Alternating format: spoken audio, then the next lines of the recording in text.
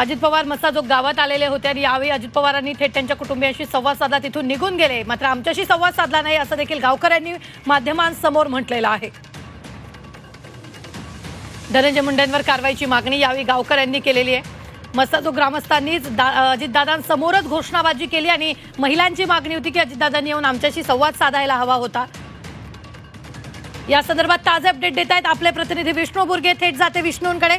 विष्णू, सध्या आपण पाहिलं तर गावकऱ्यांची एकीकडे घोषणाबाजी होती, अजित पवार तिथे दाखल झालेले होते. काय नेमकी मागणी गावकऱ्यांची? खतर गावकरी आक्रमक झाल्याचं पाहायला मिळालं. संतोष देशमुख यांच्या मृत्यूनंतर अनेक नेते या ठिकाणी आले. आज उपमुख्यमंत्री अजित पवार आले होते आणि त्यानंतर घोषणाबाजी जी आहे ती या ठिकाणच्या गावकऱ्यांनी केलेली आहे, महिलांनी केलेली आहे. काय म्हणणं आहे त्यांचं जाणून घेऊया. काय म्हणणं आहे, कशासाठी तुम्ही घोषणाबाजी केली? आज आम्ही सकाळपासून इथे थांबला होता, जेवायला आम्ही घरी गेले आहेत. कारण की आम्हाला वाटलं उपमुख्यमंत्री अजित दादा पवार येणार, आम्ही त्यासाठी घरी गेलो नाही. आणि आम्हाला आल्यानंतर असं वाटलं की ते आम्हाला काहीतरी बोलते. आमचं तर सोडूनच द्या, त्यांच्या बंधुराजला सुद्धा त्यांचं ऐकलं नाही. महिला देखील थांबा म्हणल्या तरी त्यांचं ऐकून घेतलं नाही.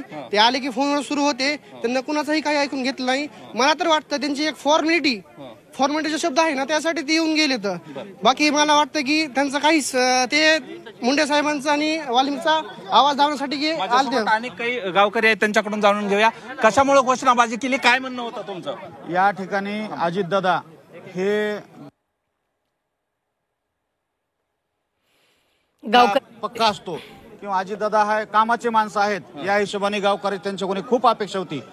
गावकऱ्याचं असं म्हणणं होतं की दादानं या ठिकाणी यावं, गावकऱ्याचं काय म्हणणं आहे ते ऐकून घ्यावं आणि त्यानंतर दादानं कुठतरी गावकऱ्यांना आश्वासित करावं की बाबा हे प्रकरण जे चालू आहे, या प्रकरणामध्ये समजा त्या कुटुंबाला काय न्याय मिळणार आहे किंवा जे आरोपी आहेत ते आरोपी किती दिवसात अटक होणार आहेत किंवा जे बाकीचे आरोपी आहेत, समजा ते PI असतील, PSI यांना सह आरोपी करा म्हणून गावकऱ्याची मागणी आहे. त्याच्याबद्दल प्रशासन काय करतंय?